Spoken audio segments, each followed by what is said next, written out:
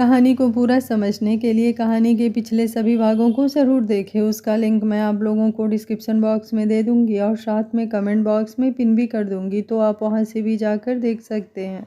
एहसास ने अपने हाथ रूहानी के अगल बगल रखे हुए थे। रूहानी अब समझ गई थी कि एहसास उसे नीचे जाने नहीं देगा, तो वो तुरंत बोली, दोनों, मुझे दोनों पसंद है। ये बोलते हुए उसका दिल जोरों से धक धक कर रहा था।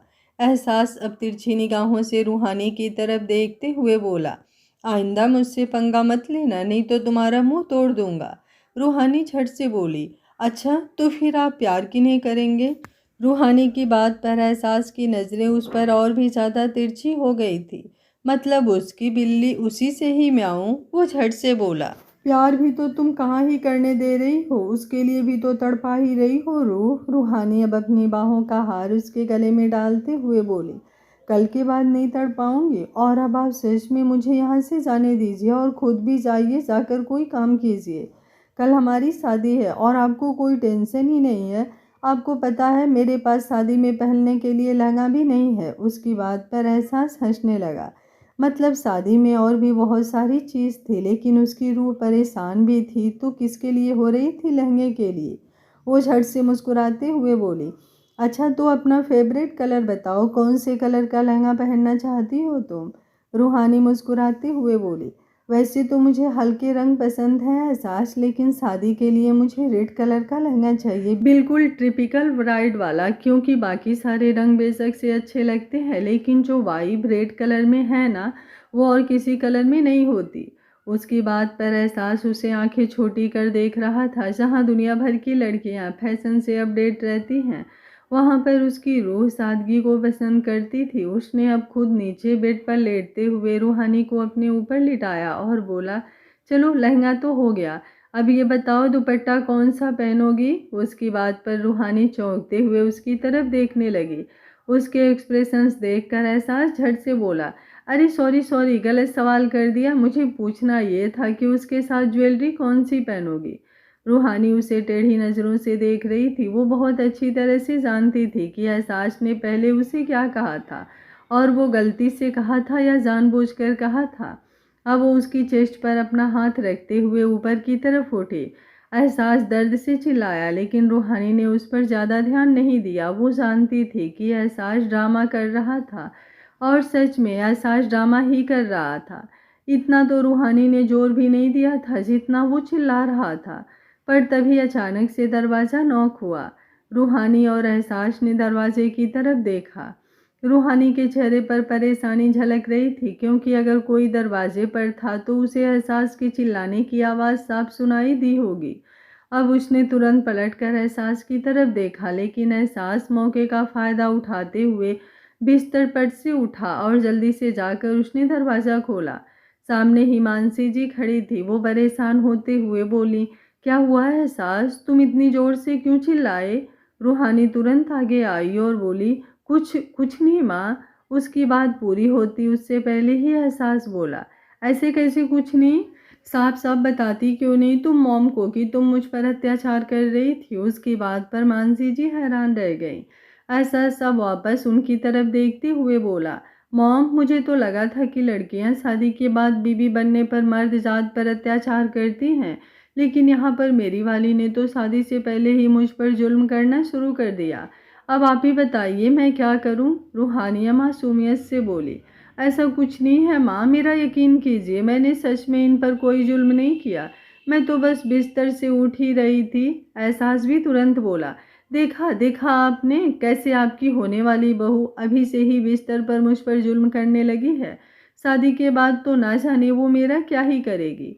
रूहानी तुरंत बोली, छी छी एहसास, कैसी बातें कर रहे हैं आप? मैंने सच में ऐसा कुछ नहीं किया माँ, ये झूठ बोल रहे हैं। बल्कि आपको पता है जुल्म तो ये मुझ पर कर रहे थे, और मैं बताऊं कौन से वाला जुल्म? ये बोलकर जैसे ही उसने कुछ और कहना चाहा, एहसास की आंखें बड़ी हो गई। अगले ही पल उसने मानसी जी को घुमाया और बोला, यहाँ पर कोई किसी पर जुल्म नहीं कर रहा था, अब जाओ यहाँ से माँ, यहाँ पर सब ठीक है। मानसी जी अब और भी ज़्यादा चौंक गई। वहीं एहसास घूरते हुए रूहानी को देख रहा था, और रूहानी भी तिरछा मुस्कुरा रही थी। माना वो थोड़ी मासूम, थोड़ी बेवकूफ़ है, लेकिन एहसास के साथ रहकर थोड़ा बहुत दिमाग तो उसका भी चलने लगा था, जिसका वो अच्छे से इस्तेमाल कर रही थी। अरोड़ा मेंसन रूहानी की बात सुनकर एहसास उसे घूर कर देख रहा था। पहले तो उसकी रूह एकदम मासूम थी, लेकिन उसके साथ रह रहकर उसकी रूह ने भी चालाकियां करना सीख लिया था। और अब जिस तरह से उसने मानसी जी के सामने उसे फंसाया, वो सच में हैरान हो रहा था। वो मानसी जी को बाहर की तरफ भेजते हुए बोला, आप जाओ यहाँ से मॉम, यहाँ पर कोई किसी पर अत्याचार नहीं कर रहा। उसकी बात सुनकर मानसी जी हैरान सी कि अभी तक तो वो उससे शिकायत लगा रहा था, रूहानी के बारे में ना जाने क्या क्या बोल रहा था, और अब वो अचानक उसे बाहर भेजने लगा।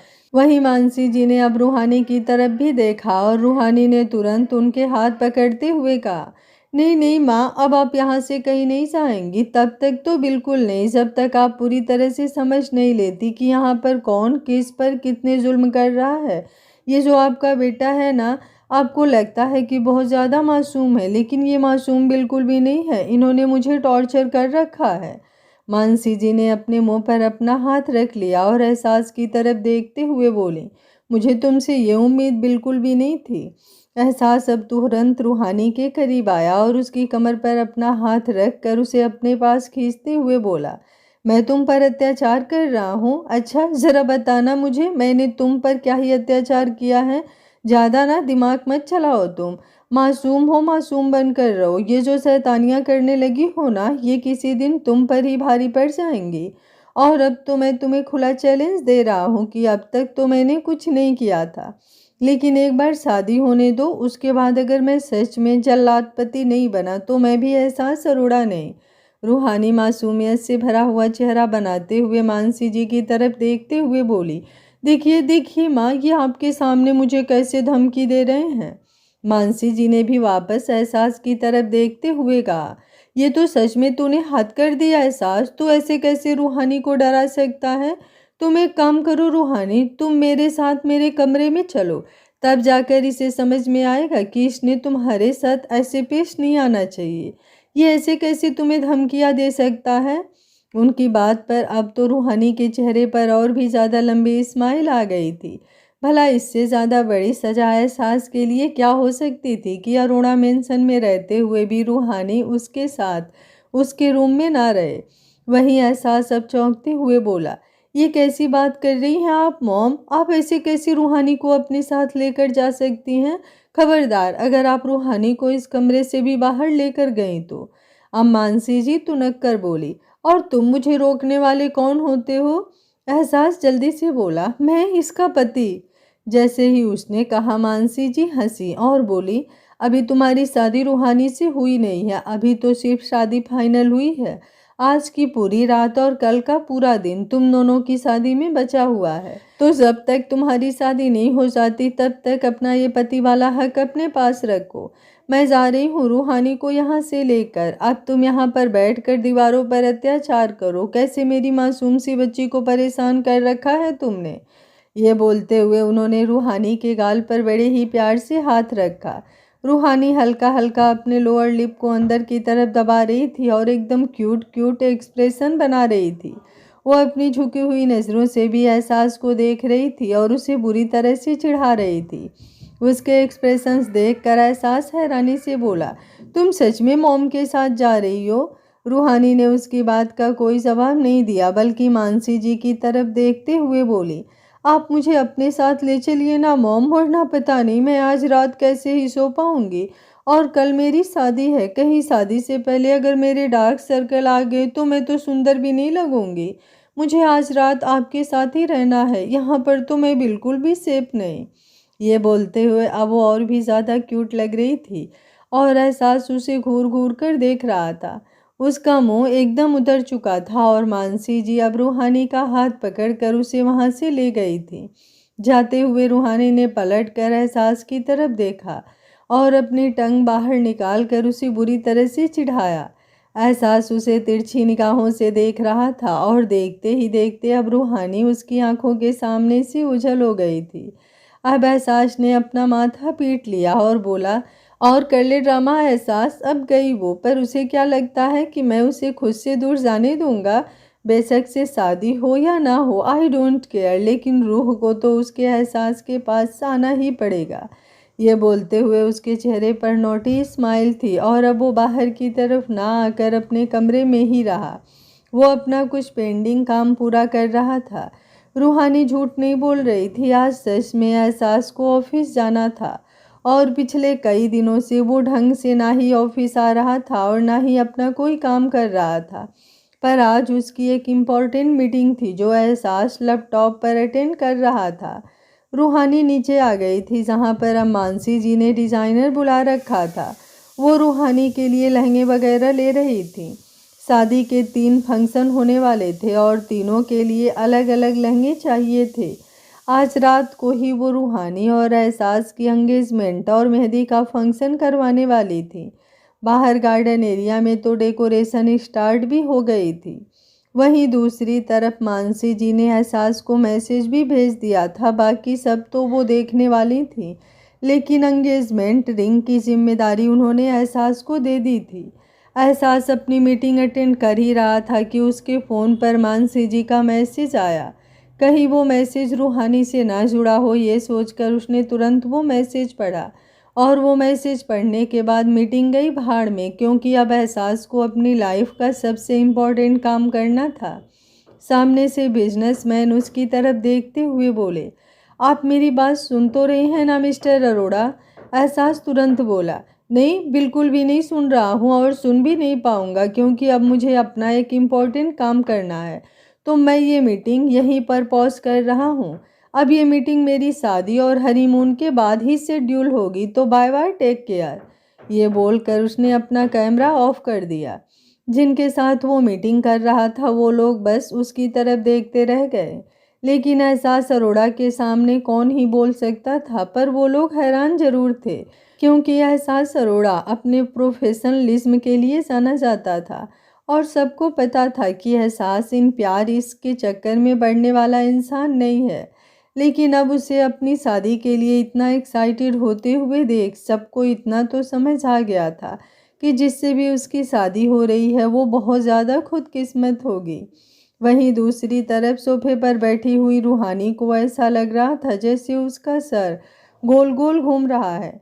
लहंगे और ज्वेलरी देख देख कर वो परेशान हो गई थी और उसके एक्सप्रेशंस देखकर मानसी जी उसके पास आईं और उसके चेहरे को अपने दोनों उंगलियों से छूकर बोली, नींबू पानी बनवा दूं क्या? रूहानी ने तुरंत अपना चेहरा हाँ में हिलाया और बोली, हाँ माँ, नींबू पानी ही बनवा दीजिए, वरना मुझे तो चक्कर ही आ जाएंगे। उसकी बात सुनकर मानसी जी और मुस्कान हंसने लगी थी। मानसी जी ने सर्वेंट को इशारा किया तो वो तुरंत रूहानी के लिए नींबू पानी लेने के लिए किचन में चली गई। वहीं शकुंतला जी रूहानी के लिए हार पसंद कर रही थी और वो हार काफ़ी ज़्यादा हैवी था। उसे पहनकर तो रूहानी का ना जाने क्या ही हाल होने वाला था। लेकिन अब जब उन्होंने रूहानी की हालत देखी तो वो तुरंत ज्वेलर्स की तरफ देखते हुए बोली, अरे कुछ हल्का सा दिखाओ, इसके बस की बात नहीं है ये हैवी वाला हार पहनना। कहीं शादी में ही चक्कर खाकर गिर गई तो मेरा पोता तो सुहाग रात भी नहीं मना पाएगा। हार पहनने के लिए तो पूरी जिंदगी है, सुहाग रात तो एक ही दिन की होती है ना। कहीं हार के चक्कर में वो कैंसिल हो गई तो मुझे परपोता तो मिले ना मिले, बद्दुआ जरूर मिल जाएगी कि अच्छी खासी बारिश हो रही थी और मैंने बादल ही भगा दिए। उनकी बात पर रूहानी का चेहरा शर्म से लाल होने लगा था। लेकिन अब तो वो भाग कर वापस एहसास के पास भी नहीं जा सकती थी। वो उसे जुल्मी पति का अवार्ड जो देकर आई थी। शकुंतला जी की बात सुनकर अब ज्वेलर्स ने थोड़े हल्के हार दिखाने शुरू कर दिए थे, लेकिन उनमें अब शकुंतला जी को मज़ा नहीं आ रहा था। पर फिर भी रूहानी के लिए 3 लहंगे और कुछ ज्वेलरी पसंद कर ली गई थी। बाकी तो मानसी जी उसे खानदानी जेवर देने ही वाली थी। वहीं दूसरी तरफ एहसास सीढ़ियाँ उतरते हुए नीचे की तरफ आया।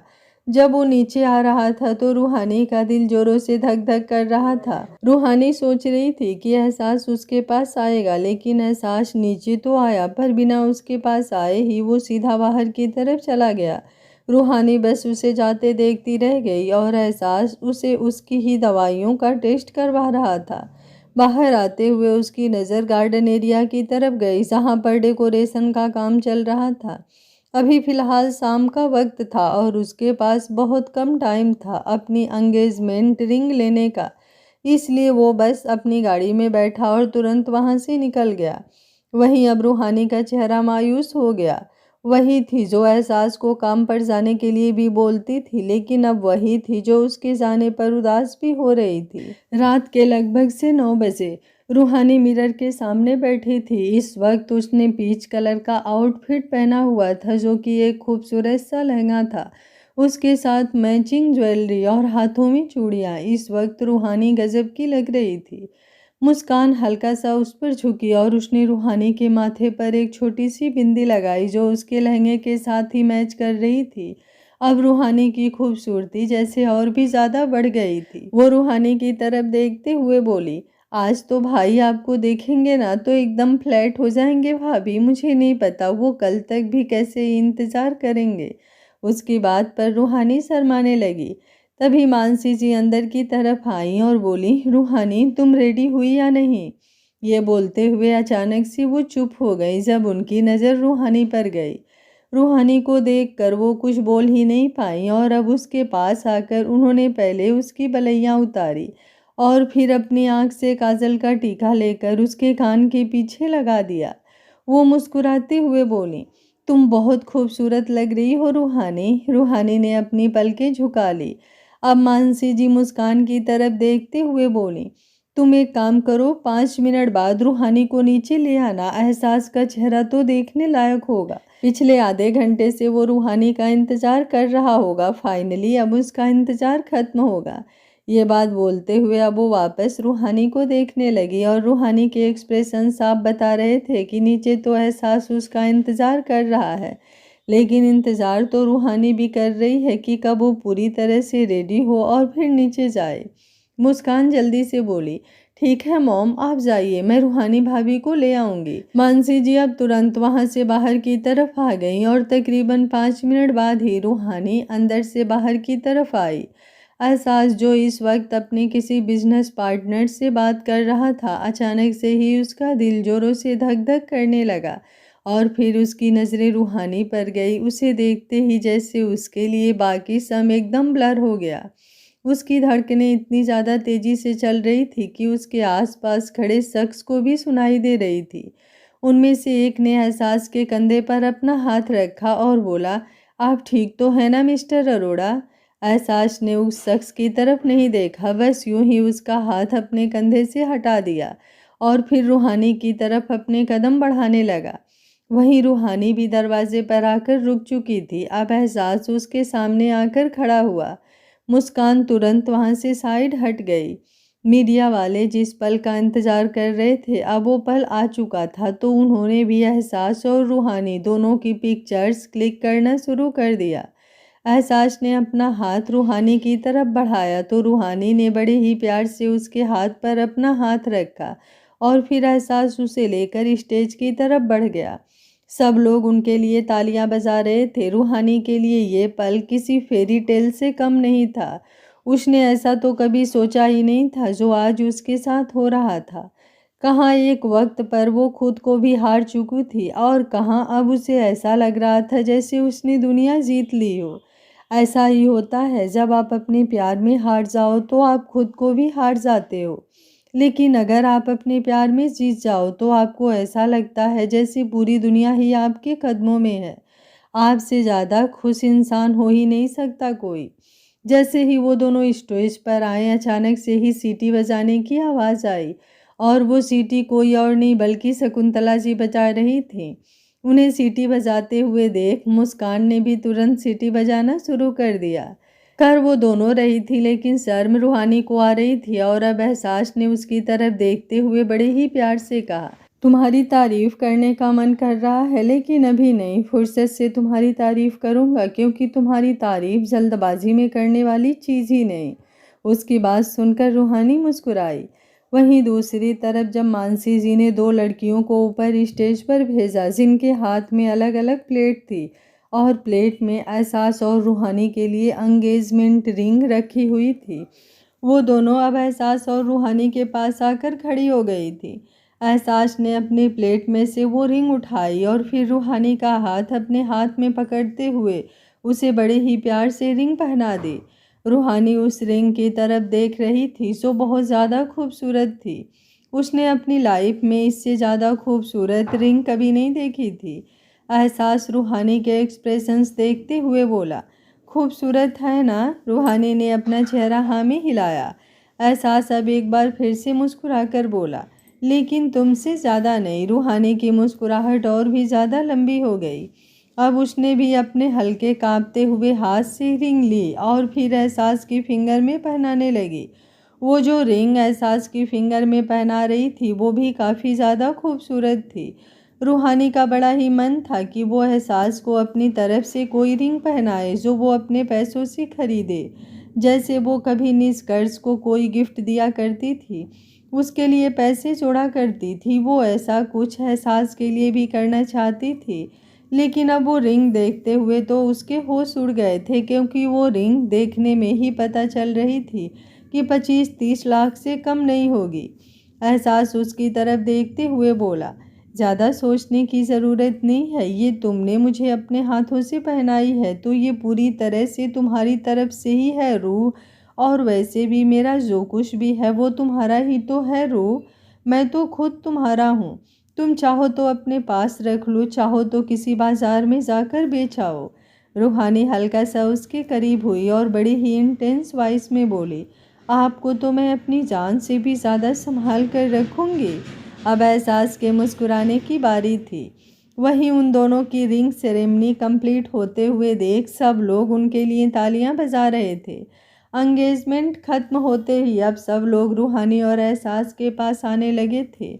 वो उन लोगों को गिफ्ट वगैरह देना चाहते थे। एहसास का बड़ा मन था कि वो रूहानी के साथ डांस करे, लेकिन वो सबके सामने नहीं बल्कि अकेले में ऐसे स्पेशल मोमेंट स्पेंड करना चाहता था। पर फिलहाल आज के लिए तो इतना ही काफ़ी था। रूहानी की थकावट उसके चेहरे पर ही नज़र आ रही थी, लेकिन कल का दिन एहसास उसे नहीं छोड़ने वाला था। तकरीबन 1.5-2 घंटे में एंगेजमेंट पार्टी ओवर हुई। सब लोग धीरे धीरे अपने घर के लिए निकलने लगे थे। रूहानी भी अब काफ़ी ज़्यादा थक गई थी। सुबह से लेकर अब तक उसने बिल्कुल भी आराम नहीं किया था। एहसास ने पहले उसे अपने हाथों से खाना खिलाया। अभी वो लोग खाना खा ही रहे थे कि मानसी जी वहाँ पर आई और रूहानी की तरफ देखते हुए बोली, जब तुम्हारा खाना हो जाए तो मुझे बता देना रूहानी, हम दोनों अंदर चलेंगे। एहसास जल्दी से बोला, लेकिन क्यों? वो आपको क्यों बताए? आप जाइए, जाकर आराम कीजिए, मैं रूहानी को खुद ब खुद अंदर ले जाऊंगा। इसमें आप क्यों परेशान हो रही हैं?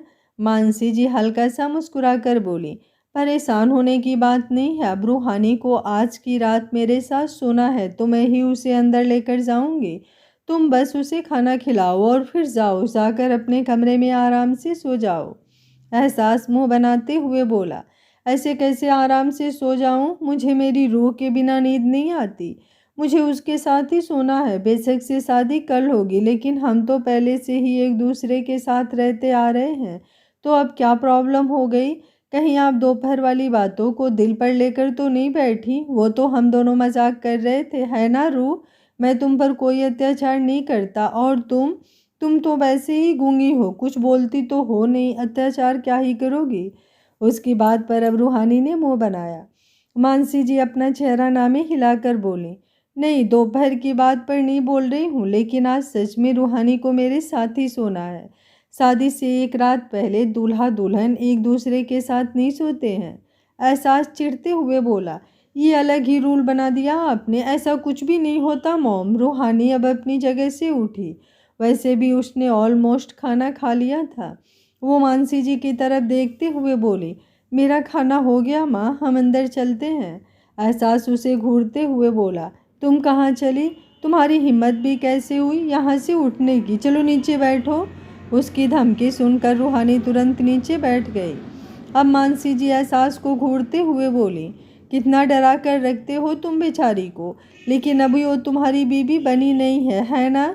एक बार उसे तुम्हारी बीबी बनने दो, उसके बाद देखना कैसे वो तुम्हारा मुंह बंद करवाती है।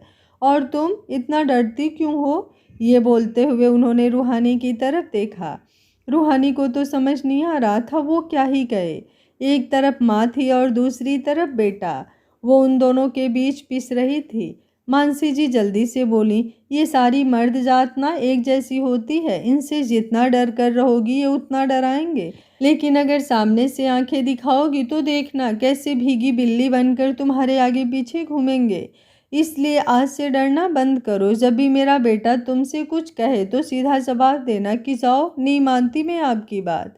उनकी बात सुनकर रूहानी ने मासूमियत से एहसास की तरफ देखा। एहसास उसे तिरछी निगाहों से देखते हुए बोला, तुम मुझे ऐसे जवाब दोगी? रूहानी ने झट से अपना चेहरा नामे हिलाया और बोली, बिल्कुल भी नहीं। मानसी जी उसकी तरफ देखती ही रह गई और अब रूहानी ने भी अपना चेहरा उनकी तरफ घुमाया और बोली, अभी तो हमारी शादी भी नहीं हुई माँ, लेकिन आप तो शादी से पहले ही हमारा तलाक करवाने पर लगी हैं। अगर मैंने इन्हें ऐसा कुछ कहा तो ये मुझे कच्चा चबा जाएंगे, इसलिए मैं इन्हें ऐसा कुछ भी नहीं कहूँगी। और रही बात आपके साथ सोने की, तो मुझे रस्मों का नहीं पता माँ, पर मैं आपसे वादा करती हूँ कि जैसे हमने अब तक कोई लिमिट क्रॉस नहीं की, शादी होने तक भी हम कोई लिमिट क्रॉस नहीं करेंगे, कसम से। उसकी मासूमियत देखकर मानसी जी को उस पर और भी ज़्यादा प्यार आ रहा था। वो मुस्कुराते हुए बोली, कितनी प्यारी हो तुम, वैसे तो तुम्हें सच में मेरे साथ सोना था, लेकिन इट्स ओके, अगर तुम कह रही हो तो मुझे तुम पर पूरा यकीन है बेटा। तुम एहसास के साथ ही अपने रूम में चली जाना। एहसास अब हल्का सा मुस्कुराया और बोला, ले जाइए अपनी बहू को, अब तो कल ही ये शिकार शिकारी के साल में आएगा, तब तक आप इसे मुझसे दूर ही रखिए। ये बोलकर वो अपनी जगह से उठा और फिर वहाँ से चला गया। रूहानी को तो समझ नहीं आया कि वो उसे छोड़ कर गया या फिर धमका कर गया। मानसी जी उसके एक्सप्रेशंस देखकर हंसते हुए बोली, मैंने तुम्हें पहले ही कहा था कि जितना डरोगी वो उतना डराएंगे। अगर सामने से जवाब दे देती तो इतना डर नहीं लगता ना। पर कोई बात नहीं, अभी तो कल की रात में बहुत वक्त है, इत्मीनान से उसे जवाब देना। अब चलो मेरे साथ। उनकी बात सुनकर रूहानी ने अपना सर हाँ में हिलाया और फिर मानसी जी के साथ अंदर की तरफ आ गई। वो पहले ही बहुत ज़्यादा थकी हुई थी और अब अपने कपड़े चेंज करते ही जैसे वो बिस्तर पर लेटी, 5 मिनट के अंदर ही उसे नींद आ गई थी। लेकिन अपने बिस्तर पर लेटा हुआ एहसास रूहानी के लिए बेचैन हो रहा था और अब वो पछता रहा था कि उसने क्यों रूहानी को मानसी जी के साथ जाने दिया। उसने खुद ही रूहानी को मानसी जी के साथ भेजा था, लेकिन अब उसे अपने ही फैसले पर पछतावा हो रहा था। तकरीबन 5 मिनट इधर उधर करवट लेने के बाद अब वो अपनी जगह से उठा और फिर सीढ़ियाँ उतरते हुए नीचे मानसी जी के कमरे में आया। आज मानसी जी रूहानी की वजह से अपने रूम में अकेली थी। उन्होंने रंजन जी को दूसरे रूम में सोने के लिए बोल दिया था। एहसास ने हल्का सा दरवाज़ा खोला। मानसी जी और रूहानी दोनों इस वक्त गहरी नींद में थी। एहसास अंदर की तरफ आया। उसने रूहानी की तरफ देखते हुए मुंह बनाया। यहाँ उसकी वजह से उसे नींद नहीं आ रही थी, उसे उसकी हद से ज़्यादा याद आ रही थी, इतनी कि अब उसका बेड भी उसके बार बार करवट लेने की वजह से परेशान होने लगा था। और यहाँ पर रूहानी आराम से सोई हुई थी। उसने रूहानी को अपनी गोद में उठाया और फिर उसे लेकर बाहर की तरफ आ गया। रूहानी इस वक्त इतनी ज़्यादा गहरी नींद में थी कि उसे कुछ पता ही नहीं चला। पूरा दिन वो थक गई थी और अब एहसास ने उसे अपने रूम में लाकर आराम से बिस्तर पर सुला भी दिया। वो उसके बगल में आकर लेटा और फिर उसे अपनी बाहों में भरते हुए बोला, आई नो मुझे तुम्हें यहाँ पर नहीं लेकर आना चाहिए था, लेकिन मैं क्या करूँ रूह, मुझे तुम्हारे बिना नींद आ ही नहीं रही थी। और अगर मैं ढंग से सोऊंगा नहीं तो फिर मैं कल तुम्हारी शादी को कैसे एंजॉय करूँगा। इसलिए आई एम सो सॉरी, लेकिन मैं अब आदत से मजबूर हूँ। ये बोलते हुए वो मुस्कुरा रहा था। उसकी आदत, उसकी रूह, और अब उसने सुकून से अपनी आंखें बंद कर ली थी। जहाँ पहले वो बिस्तर पर बस करवट लिए जा रहा था, वो 2-4 मिनट में ही गहरी नींद में जा चुका था। वहीं दूसरी तरफ मानसी जी मुस्कुरा रही थी। जब एहसास कमरे में आया था तो उन्हें पता चल गया था, लेकिन उन्होंने एहसास को रोका नहीं। और अब वो हंस रही थी कि कैसे उनका बेटा, जो कहता था कि उसे प्यार वाले चक्कर में पड़ना ही नहीं, अब वो रूहानी के बिना सो भी नहीं पा रहा था। ये तो रूहानी का मायका ही नहीं था। नहीं तो अगर शादी के बाद वो कभी कभी अपने मायके जाती तो एहसास का ना जाने क्या हाल होता। फिर वो रात को उसके मायके भी पहुंच जाता। एहसास और रूहानी के बारे में सोचते हुए वो भी दोबारा सो चुकी थी। और अब सुबह का वक्त। एहसास की आंखें खुली और वो बिस्तर पर उठकर बैठा। उठते ही उसकी नज़रें अपनी बगल में गई, लेकिन अब वहाँ से रूहानी गायब थी। उसे तो ऐसा लगा कि जब रूहानी की आंखें सुबह खुलेगी तो रूहानी उसे अच्छा खासा लेक्चर देगी। जैसे वो ऑफिस नहीं जाता तो उसे रूहानी का लेक्चर सुनने को मिलता है, तो उसकी रात की हरकत पर भी उसे दो चार बातें तो सुननी ही पड़ेगी। लेकिन यहाँ तो रूहानी उसे बिना कुछ कहे ही वहाँ से चली गई थी, क्योंकि एहसास महसूस कर सकता था कि रूहानी कमरे में नहीं है। वो अब बिस्तर से उठी और फिर वॉशरूम में गया। तकरीबन 15 मिनट बाद जब वो सीढ़ियाँ उतरते हुए नीचे आया तो उसकी नज़र रूहानी पर गई, जो सामने सोफे पर बैठी थी। दो लड़कियां उसके हाथ पर मेहंदी लगा रही थीं और दो पैर पर। सुबह सुबह उसे मेहंदी लगवाते हुए देख एहसास हैरान रह गया। अब वो वहाँ पर सामने आया और बोला, ये क्या सुबह सुबह मेहंदी? तभी मानसी जी पीछे से बोली, हाँ हाँ, हमारे पास तो बहुत सारा वक्त है ना तुम्हारी शादी में, अभी 4-5 दिन बाकी हैं, तो हम अपने हिसाब से डिसाइड कर सकते हैं कि हमें कब मेहंदी लगवानी है। तुम्हें पता है, मैंने इन मेहंदी वालियों को कल रात को ही बुलाया था, लेकिन रूहानी इतना ज़्यादा थक गई थी कि मेहंदी लगवाने की उसकी हिम्मत ही नहीं थी। इसलिए अब सुबह सुबह उसके हाथों पर मेहंदी लग रही है। बिना मेहंदी के तो एक दुल्हन भी दुल्हन नहीं लगती, ये तो ज़रूरी है, और रूहानी पर तो ये मेहंदी और भी ज़्यादा खूबसूरत लग रही है। ये बोलते हुए उन्होंने रूहानी के करीब आकर उसके ऊपर से लाल मिर्च के साथ नज़र उतरवानी शुरू कर दी। एहसास तुरंत बोला, क्या मुझे नज़र नहीं लग सकती? मतलब कभी आपको ऐसा नहीं लगता कि आपको मेरी भी नज़र उतारनी चाहिए? पीछे से शकुंतला जी गहरी नज़रें एहसास पर डालते हुए बोली, जो खुद नज़र बट्टू हो उसकी नज़र क्या उतारना? एहसास का चेहरा उतर गया। रूहानी को अचानक से ही हंसी आ गई थी। वैसे तो शकुंतला जी की बात एहसास को अच्छी नहीं लगी, लेकिन उसकी रूहानी की हंसी के लिए तो अब उसके लिए शकुंतला जी की बात भी बड़ी ही प्यारी थी। वो उनके पास आकर बैठा और बोला, मैं सोच रहा था कि मैं दूसरी शादी करवा दूँ। शकुंतला जी उसकी तरफ देखते हुए बोली, हरामखोर, अभी तेरी पहली शादी हुई नहीं और अभी तू दूसरी शादी के बारे में सोचने लगा? एहसास जल्दी से बोला, अरे नहीं नहीं, मैं तो अपनी एक ही बीबी के साथ खुश हूँ, मुझे तो अब 7 जन्मों के लिए किसी और की ज़रूरत नहीं। लेकिन मैं तो आपके लिए सोच रहा था, दादाजी को गए सालों हो गए, अब और कितना वक्त आप अकेली बिताएंगे? मैं सोच रहा हूँ कि आपकी दूसरी शादी करवा दूँ। शकुंतला जी कुछ सोचते हुए बोली, तेरी इस बात पर तेरे दादाजी नाराज तो होंगे, लेकिन कोई बात नहीं, मैं मना लूँगी उनको। तू मेरे लिए दूल्हा ढूंढ दे, लेकिन हाँ, दूल्हे के पास और कुछ हो ना हो, लेकिन दांत जरूर होने चाहिए। एहसास को अब खुद हंसी आ गई थी, वहीं रूहानी का तो हंस हंस कर बुरा हाल हो रहा था। शकुंतला जी के डर से वो खुलकर हंस भी नहीं पा रही थी और अपनी हंसी को रोक भी नहीं पा रही थी। एहसास अब अपनी हंसी रोकते हुए बोला, क्या दादी, दांत तो नकली भी लग जाएंगे? अगर आपको कुछ मांगना ही था तो कुछ ढंग का मांगती। खैर छोड़िए, जब मैं न्यूज़पेपर में ऐड दूंगा कि हमें एक दूल्हा चाहिए तो मैं नीचे स्पेशल नोट लिखूंगा, दूल्हे के दांत जरूरी। ये बोलकर अब वो एक बार फिर से हंसने लगा। मानसी जी और मुस्कान भी हंस रही थी। तभी एक सर्वेंट वहां पर आई। उसके हाथ में एक प्लेट थी जिसमें से हल्का हल्का धुआं उठ रहा था। मुस्कान ने तुरंत वो ब्लेड अपने हाथ में ली और रूहानी के हाथ पर आकर लौंग का धुआं देने लगी। मानसी जी ने अब एहसास के चेहरे पर सवालिया एक्सप्रेशंस देखे तो वो तुरंत बोली, अरे उसके हाथों की मेहंदी अच्छी आए इसलिए लौंग का धुआं दे रहे हैं, इससे रंग गहरा आता है।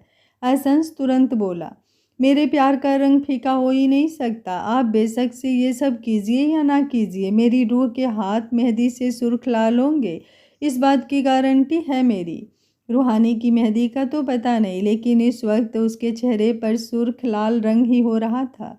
शर्म के मारे वो सोफे के अंदर धंसने को हो रही थी। अब वो मेहंदी वाली पीछे की तरफ हट गई और बोली, हमने नाम। इसके आगे वो कुछ कहती उससे पहले ही रूहानी ने अपना चेहरा नामे हिला दिया। वो जल्दी से बोली, उसकी कोई ज़रूरत नहीं है। एहसास हैरान रह गया, भले ये क्या बात हुई, रूहानी अपनी मेहंदी पर उसका नाम नहीं लिखवा रही थी। रूहानी अब एक बार फिर से बोली, वो क्या है ना, मुझे ये सब अच्छा नहीं लगता। एहसास पहले तो अपनी जगह से उठकर रूहानी के पास आने वाला था ताकि उसके हाथों पर अपना नाम लिखवा सके, लेकिन अब वो अपनी जगह पर बैठा रहा। जब रूहानी को ये चीज़ पसंद ही नहीं तो वो कैसे उसके साथ ज़बरदस्ती कर सकता है। वहीं रूहानी उसके एक्सप्रेशन ही नोटिस कर रही थी। एहसास के लिए अब खुद की फीलिंग्स तो जैसे मायने ही नहीं रखती थी, बस जैसा रूहानी को पसंद है सब कुछ वैसा ही होगा। मानसी जी ने मेहंदी वालियों को पैसे दिए और फिर वो लोग वहाँ से चली गईं। रूहानी मानसी जी की तरफ देखते हुए बोली, माँ अभी हल्दी की रस्म में तो काफ़ी वक्त है ना, तो क्या मैं थोड़ी देर आराम कर लूँ? मानसी जी जल्दी से बोली। हाँ हाँ क्यों नहीं बेटा, तुम जाओ अपने कमरे में। इसके आगे वो कुछ कहती उससे पहले ही रूहानी बोली, मैं यहीं आपके कमरे में आराम कर लेती हूँ माँ। मानसी जी हैरान रह गई, लेकिन उन्होंने अपना सर हाँ में हिला दिया और रूहानी अब उनके कमरे में चली गई। अंदर जाकर रूहानी का दिल जोरों से धक धक कर रहा था। एहसास को परेशान करना, एहसास को परेशान करे या ना करे, लेकिन रूहानी को ज़रूर परेशान कर देता था। वहीं एहसास सब मुँह बनाते हुए बोला, जब रूहानी रेस्ट करने गई तो मैं वहाँ पर क्या करूँगा? शकुंतला जी झट से बोली, आजा मैट्रिमोनियल साइट पर मेरे लिए दूल्हा देखते हैं। अगर टाइम से मिल गया तो मैं तेरे मंडप में साथ ही अपना मंडप भी लगवा लूँगी। एहसास मुंह बनाते हुए बोला, आप ही ढूंढिए। ये बोलकर वो ऊपर चला गया। मानसी जी बहुत अच्छी तरह से जानती थी उसका मुंह किस बात पर बना है। उन्होंने भी रूहानी के हाथों पर एहसास का नाम देखा था और अब वो ये भी जानती थी कि जब एहसास अपना नाम रूहानी के हाथों पर देखेगा तो वो कितना खुश होगा। पर फिलहाल तो वो एहसास के लिए ब्रेकफास्ट बनाने लगी और फिर उन्होंने एक सर्वेंट के हाथों उसके पास खाना भेज भी दिया। लेकिन 2 मिनट बाद ही एहसास वो प्लेट लेकर नीचे आया। रूहानी के हाथों में मेहंदी लगी थी, ऐसे में वो अपने हाथों से कुछ खा नहीं सकती। ऐसे में एहसास उसके बिना कैसे खा सकता था? मानसी जी उसकी तरफ देखते हुए बोली, लेकिन मैं उसकी प्लेट लगा रही थी एहसास, मैं उसे अपने हाथों से खिला दूंगी। एहसास मुंह बनाते हुए बोला, जाइए जाकर आप अपने पति को खिलाइए, मेरी पत्नी को मैं खुद खिला दूंगा। उसे चिढ़ते हुए देख मानसी जी को अब उस पर और भी ज़्यादा हंसी आ रही थी। वहीं बेड पर लेटी हुई रूहानी अपने हाथों की तरफ देख रही थी। वो मेहंदी बहुत ज़्यादा खूबसूरत थी और ऊपर से एहसास का नाम तो जैसे आसमान में चमकता हुआ चाँद। लेकिन जैसे ही एहसास अंदर की तरफ आया, रूहानी ने तुरंत अपने हाथ नीचे कर लिए। एहसास की नज़रें उस पर गहरी हो गई। एहसास की आईब्रो ऊपर की तरफ उठ चुकी थी। वो वहाँ रूहानी के लिए खाना लेकर आया था। हालांकि मानसी जी ने कहा था कि वो रूहानी को अपने हाथों से खाना खिला देंगी, लेकिन एहसास कहाँ ही मानने वाला था और अब वो उसके सामने आकर बैठा। रूहानी भी अपनी जगह पर उठकर बैठी। एहसास उसकी तरफ देखते हुए बोला, तुमने मेहंदी लगवाई है ना, तो तुम अपने हाथों से तो खा नहीं पाओगी, इसलिए मैं तुम्हें खाना खिलाने ही आया हूँ। एक बार खाना खा लो, उसके बाद आराम कर लेना। रूहानी ने अपना चेहरा हाँ में हिलाया। एहसास ने हल्का सा अपना चेहरा घुमाकर पीछे उसके हाथों की तरफ देखना चाहा। रूहानी तुरंत बोली, मेरा मुंह इधर है एहसास। ये बोलते हुए वो अपने हाथों को और भी ज़्यादा छुपा रही थी। एहसास उसकी तरफ देखते हुए बोला, जब तुमने मेरा नाम लिखा ही नहीं तो तुम अपने हाथों को ऐसे क्यों छुपा रही हो? अब मैं क्या तुम्हारी मेहंदी के डिज़ाइन भी नहीं देख सकता? रूहानी तुरंत बोली, मैंने ऐसा कब कहा? मैं तो बस ये कह रही थी कि मेरा मुंह इधर है। आप मुझे यहाँ पर खाना खिलाने आए हैं ना, तो खाना खिलाइए। मेहंदी देखकर क्या ही करेंगे? वैसे भी उन लड़कियों ने इतनी खास मेहंदी नहीं लगाई है। मुझे तो उनके डिज़ाइन बिल्कुल भी अच्छे नहीं लगे। एहसास के चेहरे पर अब स्माइल आ गई। वो तुरंत बोला, फिर हम एक काम करते हैं, ये मेहंदी हटा देते हैं। रूहानी की आंखें बड़ी हो गई। एहसास एक बार फिर से बोला, मैं दूसरी मेहंदी वालियों को बुलाता हूँ, जिनके डिज़ाइन तुम्हें पसंद आएंगे तुम उनसे अच्छे अच्छे डिज़ाइन लगवाना। ये वाली लड़कियाँ बेकार डिज़ाइन लगा कर गई हैं तो हम इन्हें हटा देते हैं। जो चीज़ मेरी रूह को पसंद नहीं वो क्यों ही रहेगा? तुम चलो मेरे साथ वॉशरूम में, हम तुम्हारे हाथ धोकर आते हैं। ये बोलकर अब वो अपनी जगह से उठ चुका था और रूहानी को भी उठा रहा था। रूहानी तुरंत पीछे की तरफ होते हुए बोली, माना मुझे ये डिज़ाइन इतने खास पसंद नहीं, लेकिन अब तो मेहंदी लग चुकी है ना, अब इन्हें हटा दूंगी तो इनका जो थोड़ा बहुत रंग आ चुका है वो तो हाथों पर रहेगा। ऐसे में मैं दोबारा मेहंदी कैसे लगवा सकती हूँ? एहसास तुरंत बोला, मेरे पास एक क्रीम भी है। मार्केट में क्रीम आती है जिससे मेहंदी तुरंत हटाई जा सकती है, इसलिए तुम्हें टेंशन लेने की ज़रूरत नहीं है। तुम बस चलो मेरे साथ, हम तुम्हारे हाथ धोते हैं। एहसास की बातें सुनते हुए रूहानी के चेहरे पर अब परेशानी झलकने लगी थी। रूहानी अब खुद की ही बनाई बातों में घिर चुकी थी। आज का पार्ट आप लोगों को कैसा लगा कमेंट बॉक्स में अपनी राय ज़रूर दीजिएगा। कहानी अच्छी लग रही है तो वीडियो को एक लाइक ज़रूर करिएगा, कितना ही टाइम लगता है। Thank you for watching. मिलते हैं कहानी के अगले भाग में, तब तक स्वस्थ रहिए, मस्त रहिए, अपना ख्याल रखते रहिए।